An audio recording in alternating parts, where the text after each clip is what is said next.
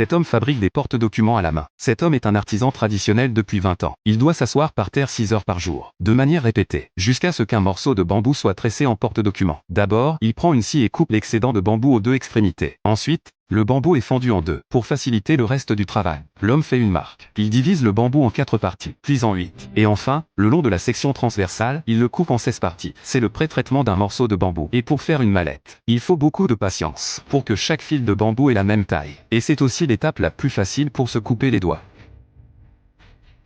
Ensuite, passez le fil de bambou à travers la lame du tuteur, pour contrôler la largeur à 3 mm, et attendre que le bambou soit teinté d'un brun nucléaire foncé. Il est temps de commencer à fabriquer le bambou à la main. Nous allons commencer par faire une croix avec le fil de bambou. C'est le fond de la mallette.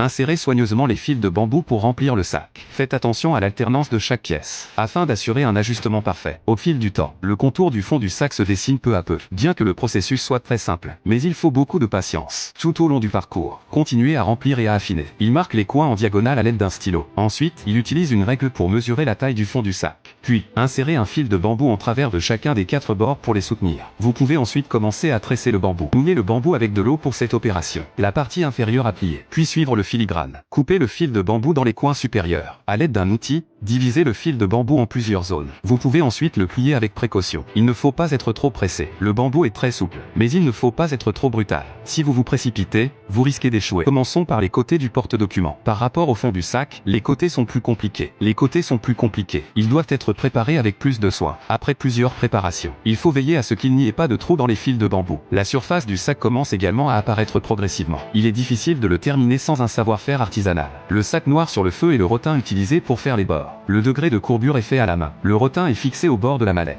La corde noire y est enfilée. C'est un bon moyen de le maintenir en place. Une fois l'ouverture réalisée, fixez ensuite le rotin sur la surface du sac. Rallumez la bougie pour brûler la surface du sac. L'objectif principal est de brûler les nœuds qui dépassent. L'homme fait le vernis. Il l'applique soigneusement sur la surface. Le bambou laqué prend un éclat particulier. Plus le vernis est épais, plus l'éclat est prononcé. Prenez les accessoires de sac préparés. À l'aide d'un tournevis, percez des trous aux bons endroits. Fixez l'anneau de fermeture et le fermoir du sac. Puis les côtés du sac. Après le même début, fixez les accessoires. Tamponnez avec un marteau. Fixez les dernières poignées. La mallette est maintenant terminée. Collez une protection sur chacun des 4 coins du fond du sac, pour éviter l'usure et les déchirures. Le tour est joué. Tout est fait à la main. J'admire le savoir-faire et la créativité de cet homme. Si vous deviez donner un prix à cette mallette, combien pensez-vous qu'elle vaut? L'achèteriez-vous?